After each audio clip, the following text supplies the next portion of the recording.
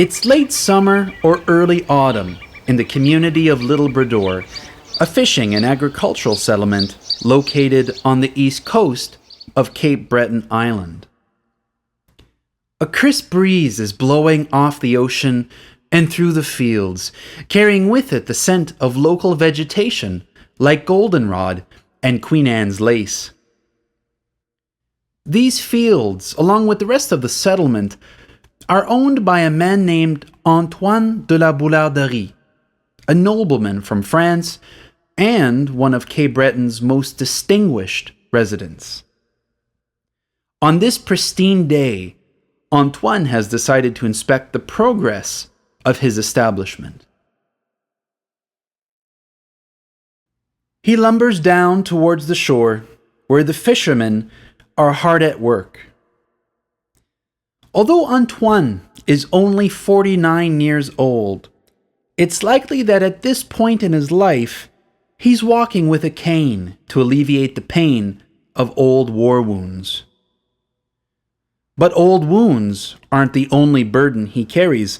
The loss of his house, barns, and stable, burned down by miscreants some 6 years ago, has also left its mark. Still, he walks on with dogged determination, the same determination that's driving him to rebuild what little is left of his establishment. All of a sudden, La Boularderie finds himself staring down the barrel of a gun held by one of his own hired laborers. Although surrounded by this serene and peaceful landscape, Antoine's life flashes before his eyes. We don't know exactly why one of his workers has decided to kill him, but to think that Antoine will meet his demise not on some distant battlefield, but at the hand of one of his own employees takes him by surprise. The man pulls the trigger, and Antoine falls to the ground. This is the untold story of the Boularderie family.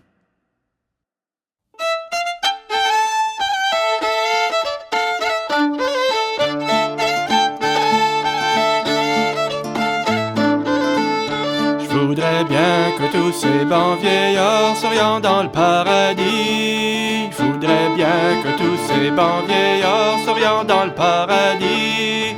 Et que toutes les... This is the lost world of Cape Breton Island. It's the aim of this project to reconstruct the lives of people long gone, walk roads that no longer exist, and retell long-forgotten stories from Cape Breton's past through the eyes of those who saw it for themselves.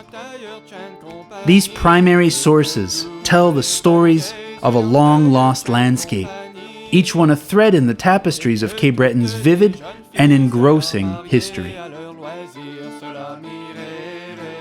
3 generations of the La Boularderie family once lived in Cape Breton. Louis Simon, who settled on the island in the 1720s. Louis Simon's only known son, Antoine, who is introduced at the beginning of this episode, and Antoine's many children. Their story is not a happy one. It is the chronicle of an aristocratic family that made all the right moves, but who always ended up on the losing side. A story that crescendos with hope and stability, only to collapse into poverty and disgrace once disaster befalls them. We will first follow the family to Cape Breton from France, then on to places like Quebec, French Guiana, and finally to the American state of South Carolina. The Archives nationales d'Outre-mer, located in Aix-en-Provence, France, is home to an abundance of 18th century documentation about the La Boularderie family. These documents, which include land grants, military appointments, and handwritten testimonies, provide a fascinating glimpse into the world that they once knew. Although these documents aren't as rich and descriptive as, say, a journal or memoir, they do give us the chance to read the story of the La Boularderie family as told by the family. These documents will serve as the historical foundation of our episode. More information pertaining to the family's time in Cape Breton will be taken from Les Derniers Jours de l'Acadie, a collection of correspondence that passed through Cape Breton Island during the mid-18th century, and also the work of historian Dale Miquelon.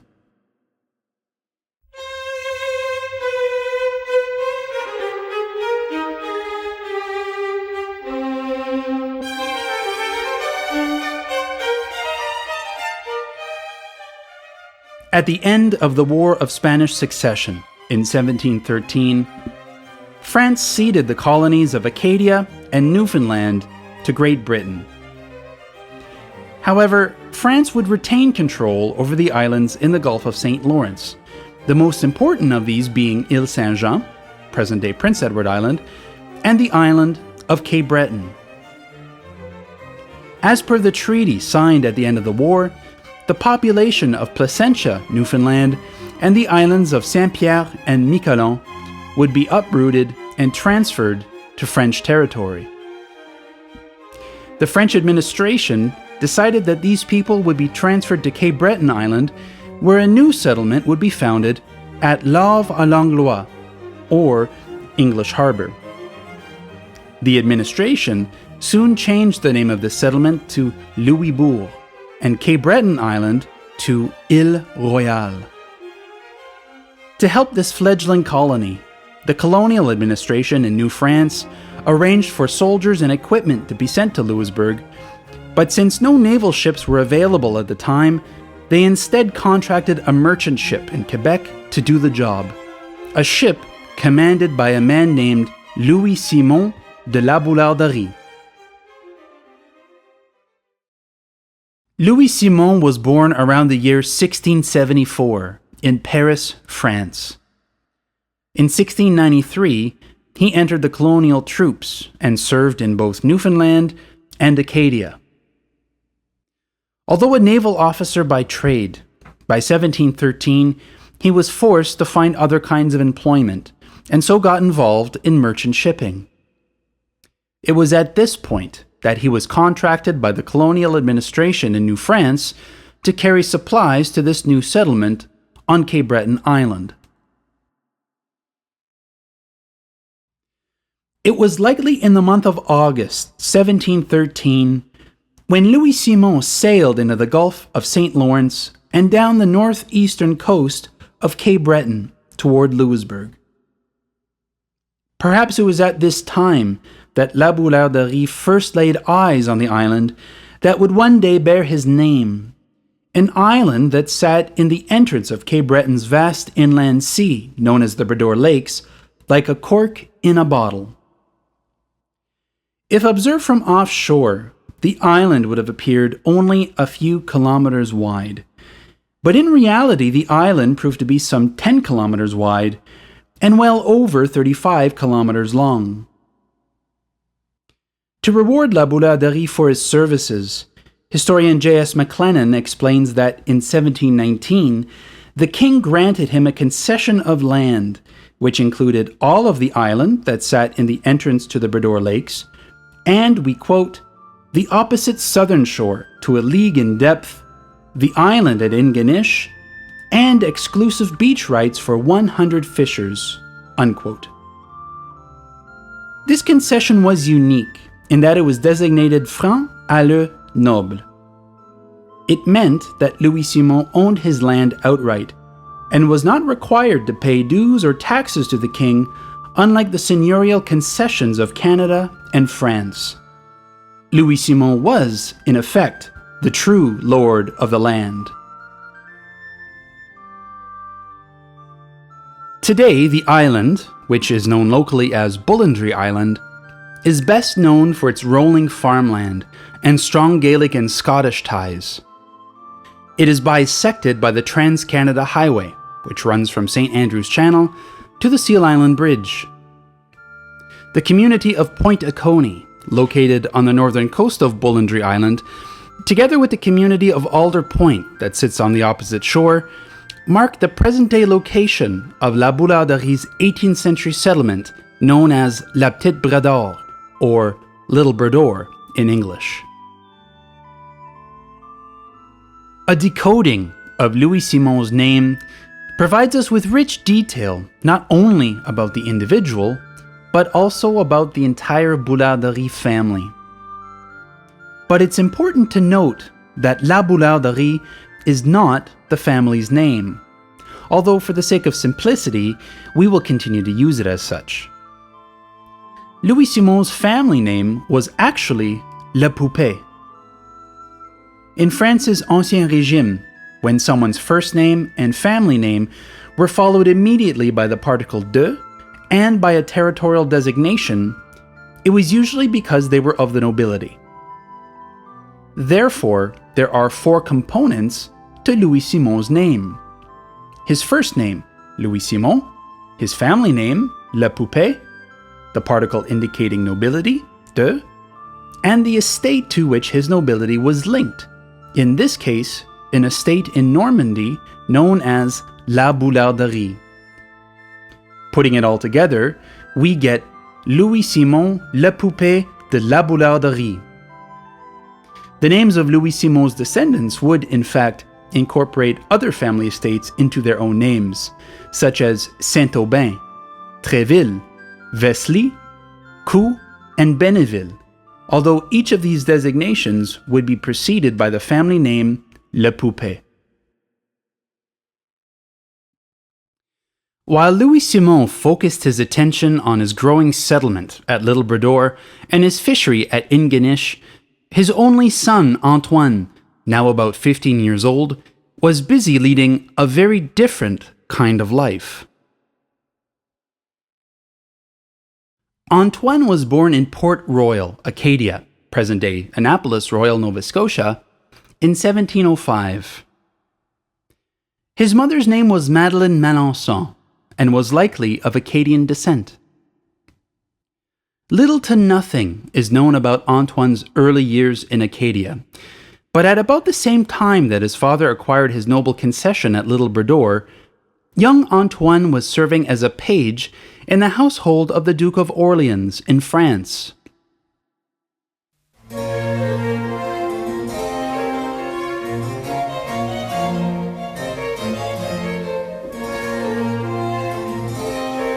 At this time, the Duke of Orleans, Philip II, was serving as regent, caring for the affairs of France until King Louis XV, who was only about 10 years old, was old enough to rule. For Antoine, a young nobleman with strong political connections, serving as a page to the most powerful man in the country set him on a path to glory. It exposed him to a powerful network of highly placed individuals and groomed him for either public or military service. Typically, a page cared for the daily needs of his master, such as dressing him, carrying personal letters, and attending to him at court. No doubt Antoine's daily tasks were similar. The Duke of Orleans lived at the Palais-Royal, a royal residence located in the heart of Paris, and during these years the palace served as the seat of government for the entire country. In this environment, young Antoine would have not only served in the presence of the men who ran France, but also the monarchs and foreign heads of state who ran Europe. Today, you can visit the Palais-Royal in Paris and see where Antoine would have spent his formative years.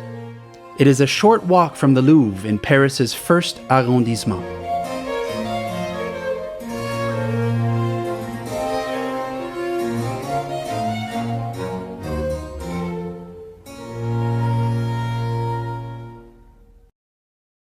After the Duke of Orleans died in 1723, Antoine found a new protector, the Duke of Richelieu. He joined the Duke's regiment and became a lieutenant on January 1st, 1724. In 1733, he became a captain. By the 1730s, this regiment had been garrisoned all over France, from Collioure to Calais and from Bayonne to Lille, Antoine no doubt followed his regiment wherever it happened to be. Meanwhile, in Cape Breton, things were not going smoothly for his father, Louis Simon. Two attempts at creating a company to exploit the resources of the Concession and the fisheries at Ingonish failed. Historian Dale Miquelon says that, finally, and we quote, La Boularderie succeeded in 1723 in forming a company at Saint-Malo to provide the capital necessary to exploit his concessions. The enterprise began inauspiciously when he and the company's director were captured by pirates and set adrift in a small boat 100 miles from Île Royale. In 1726, La Boularderie had the new company evicted from his concessions because he believed, rightly or wrongly, that for 3 years it had neglected the duty of settlement while exploiting the lucrative fishery. In 1729, a new company was formed with 8 merchants of Rouen and Le Havre. Unfortunately, a managerial crisis in France caused the stoppage of supplies and obliged La Boularderie to return there in 1732 and 1735. The quarreling associates dissolved their company, and La Boularderie returned to L'Île Bordure to establish a shipyard. This last and most visionary of La Boularderie's projects, which was to begin with the construction of a 1,200-ton vessel for the King of Spain, was blighted at the outset by La Boularderie's shipwreck in the St. Lawrence with necessary supplies and by the withdrawal of his associate." Unquote. In Europe, things were not going smoothly either. In February of 1733, the King of Poland died, plunging Poland into a civil war. By October of that year, the European powers had chosen which side of the issue they were on. The Bourbon powers of France and Spain chose to oppose the Habsburgs of Austria, and armies were mobilized across Europe.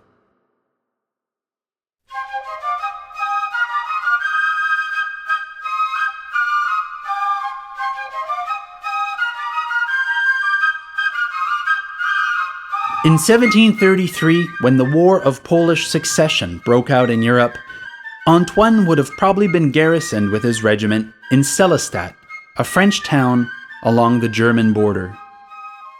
It wasn't long before they were on the move. First, the regiment moved north with a French army to lay siege to the German city of Kehl. The city surrendered in just 2 weeks. A year later, Antoine's regiment was part of the French army that attacked the fortress of Philipsburg. After a 2-month-long siege, it too surrendered. Then, in 1735, La Boularderie and his company witnessed the French defeat at Clausen. Finally, after 2 long years of fighting, a peace treaty brought an end to the war. In a letter written some 20 years after the end of the war, Antoine summarizes the 1720s and 1730s, effectively 2 whole decades of his life, in a few nondescript sentences. After briefly mentioning that he had served as a page, a lieutenant, and then as a captain, he skims over the 2 years he spent fighting in the war by saying that he had seen action at, and we quote, Kehl, Philipsburg, and Clausen. It seems that he was strategically embellishing his sufferings while minimizing his successes in order to elicit the support of a new protector, much like the Duke of Orleans or the Duke of Richelieu. If we follow that course of logic, however, we could rightfully conclude that the 1720s and the 1730s were actually very good years for Antoine. But as one continues to read that letter, and he starts to write about the 1740s and 1750s, Antoine de la Boularderie seems to find his voice, and the embellishments begin taking on an air of desperation. In the second half of this episode, we will continue to evaluate the contents of this letter and let Antoine de la Boularderie speak for himself. On June 6, 1738, Antoine's father, Louis Simon, passed away. He was likely only in his 60s. It would have taken a few months for this news to travel across the Atlantic from Cape Breton to Paris. Antoine writes, and we quote, "The king had given my father the rank of commandant for as long as he lived in all the extent of his lands and holdings. His Majesty thought fit to invest me with the same prerogatives. I therefore sold a house in Paris, the last of my assets, and went out to Ile Royale." Unquote. On the 1st of March 1739, Antoine de la Boularderie inherited his father's lands and rank in Cape Breton. He didn't know it at the time, but his experiences in Cape Breton would change his life forever.